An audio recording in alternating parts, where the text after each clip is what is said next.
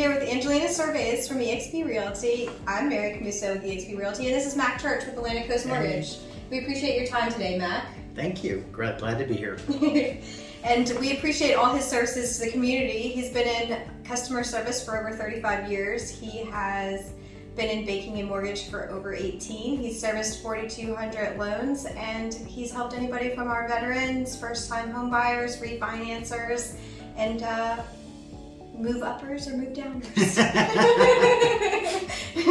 So we're going to get into the conventional loan product today and just kind of get in the ins and outs. Let's go ahead and dive in. What are some of the qualifications for a conventional loan product? Okay, so a conventional loan is your standard mortgage that whenever you hear interest rates on the TV or the radio, they're always referring to a conventional loan. And there is a credit score standard. It's across the board. It doesn't matter what lender you go to, but it's a minimum credit score of a middle score of 620. I can tell you from experience, normally if you have lower than a 680 and you're a higher loan to value, meaning maybe you're only putting 5% or 3% down, it's really hard to get an approval. But if you're putting down 20% or more, then a 620 will get you through not in all cases, but most cases it'll get you a loan. So that's the major qualifying point. There are no income restrictions. You can make as much money as you want. You can make as least money as you want, but there is a debt to income ratio restriction, which is 50%. So as long as your total liabilities, which are your car or personal loans and your credit card debt, combined with whatever your housing payment's going to be, as long as those add up to be 50% or less, then you qualify for a conventional loan. Awesome. So no income restrictions. What about loan limits? Loan limits, there are. It is dependent on the county that you're going to be living. So different counties have different loan limits. I can give you a good example. For Fredericksburg, we're considered a high cost area. We're considered Northern Virginia. And you can actually go up to $970,800 and not be considered what they call a jumbo loan. Jumbo is a form of a conventional loan, and the main thing of a conventional loan means it's being the owner of that mortgage is going to be Fannie Mae or Freddie Mac, which I'm sure you've heard of. So there are loan limits. You can get jumbo loans depending on the lending institution. Some will go up to $3.5 million. Obviously the higher the loan amount is going to be the higher the rate because of the risk involved. But conventional loans are kind of what we would just call the loan for everybody. Awesome. As far as Atlantic Coast Mortgage goes, do you service jumbo loans, and what is your limit? Yes, we do. So our limit is $2.5 million. Okay. We have to go through particular different investors in order to get that. When you go that high, though, the loan to value obviously is going to be lower. So on a loan that size, we're going to require at least 25% down to be able to get to that loan. Okay. What are some other opportunities in the conventional loan product? So the conventional loan product, they have a Fannie Mae and Freddie Mac both have an opportunity called Home Ready or Home Possible, and they allow a first-time home buyer to only put 3% down. So the standard is 5%, but if you make 80% of the area media income, depending on what county you're going to be buying in, you do qualify for a 3% down payment.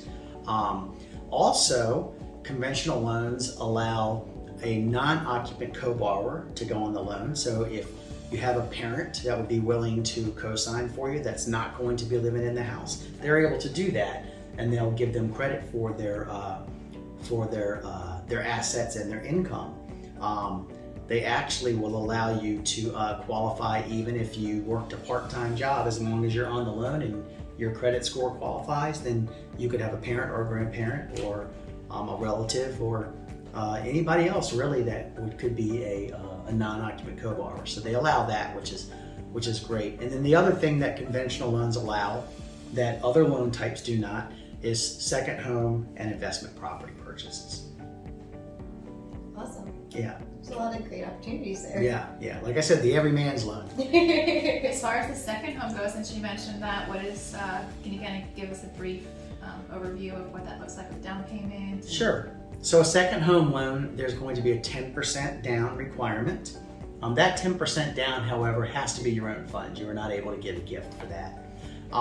Investment property, I'll just jump into that. That requires you can actually do that with a 15% down payment, but the rate's going to be really high, and then you do have mortgage insurance. And most people look at 20% down on an investment property. The rates are definitely higher on second homes and investment properties, but again, there's no income limits. There's still the debt to income limit of 50%, and conventional loans allow you to have up to 10 financed properties. So whereas any of the government loans, you can't do that, but conventional loans, so if you have an investor that wants to purchase multiple properties, they can qualify to do that. As a second home, what are stipulations for living in there? Do you have to live in there in a certain time? In a certain time? So a second home, you're supposed to live there no more than 180 days because it's a second home. And the stipulation is that if it's a second home, you cannot rent it out as a long-term lease to anyone. So if you had it and a big second home place would be Outer Banks. As long as you don't rent it out for more than 180 days, that you occupy it for the other 180 days, or 185 days I should say, then it can still be considered a second home. Second homes technically have to be at least 60 miles away from where you live, preferably in a resort location. So if you're buying a home near a beach or a lake or a river or in the mountains, it's going to be considered a second home. In those instances, it does not have to be 60 miles away. So you could have someone living in Fredericksburg and Colonial Beach is only 35 minutes away, but if you go buy a house out on the beach, they will consider that a second home. If you're buying a home in another state, it will be considered a second home. Once you have a lease, though, with someone, then automatically it's considered an investment property. So my question is, if you enter with it being a second home, and then later down the line ended up needing to rent it out, would you have to change how that is filed, or? No, you'd have your same loan, but once you decide you want to rent it out, then at that point you will have to file it on your taxes. You have to have that second home classification for 1 year. So once you've had the home for a year, then you can turn it into an investment property. And of course, in that case, you have to file that on your taxes. Good to know. Yeah. Can you tell us a little bit about mortgage insurance on a conventional? Is this a misconception, on other loan products, you'd have to pay the 20% more up front to have the mortgage insurance come off, or conventional, once you get to the 20% it comes off, or is that just a misconception? So it is a misconception.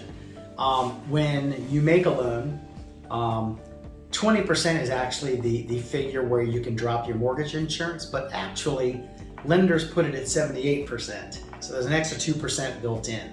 And it's based on the original purchase price, not the appraisal value, but the purchase price.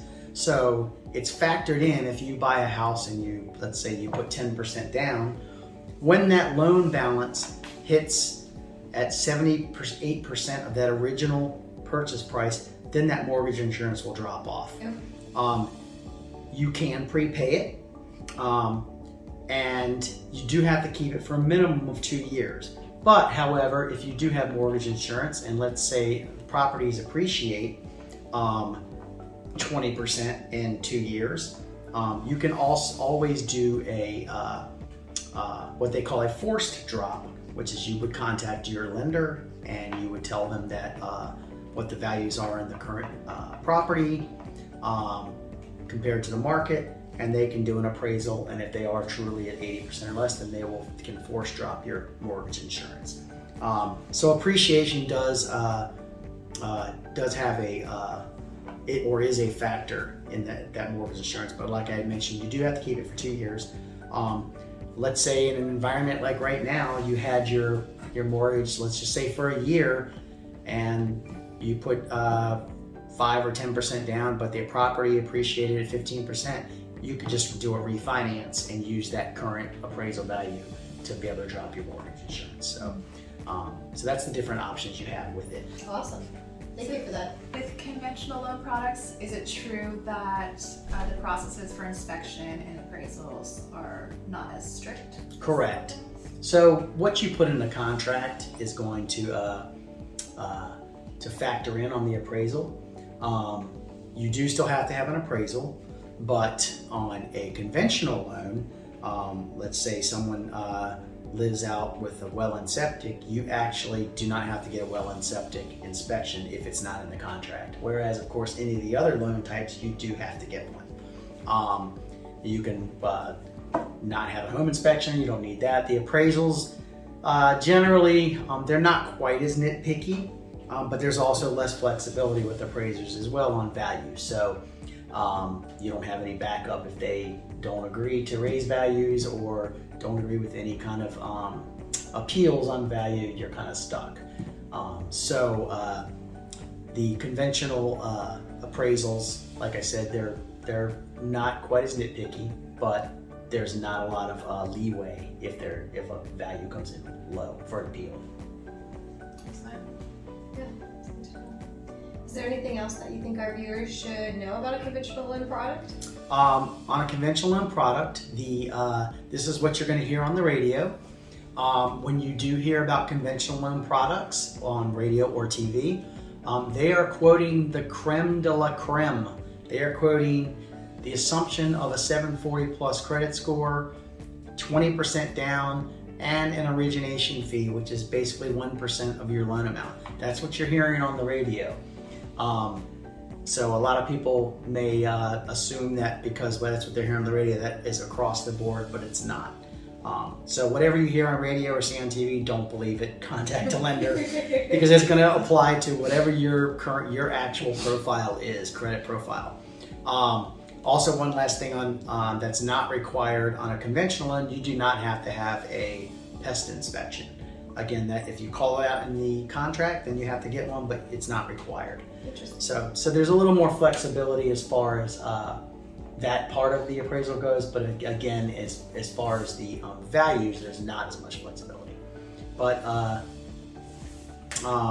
as far as the loan goes on a conventional loan, it's not quite as nitpicky as the government loans. If you have money to put down, it's definitely the way to go. Like I said, it's the everyman's loan, and it's there's more opportunity probably as far as your income and purchase power. You're going to get the highest with a conventional loan. Awesome. Well, I think that's a wrap on conventional loan products. Awesome. Yeah, thank you so much for your time and informing everybody of everything all the knowledge that you know and taking the time to do this with us. We really appreciate it. My pleasure.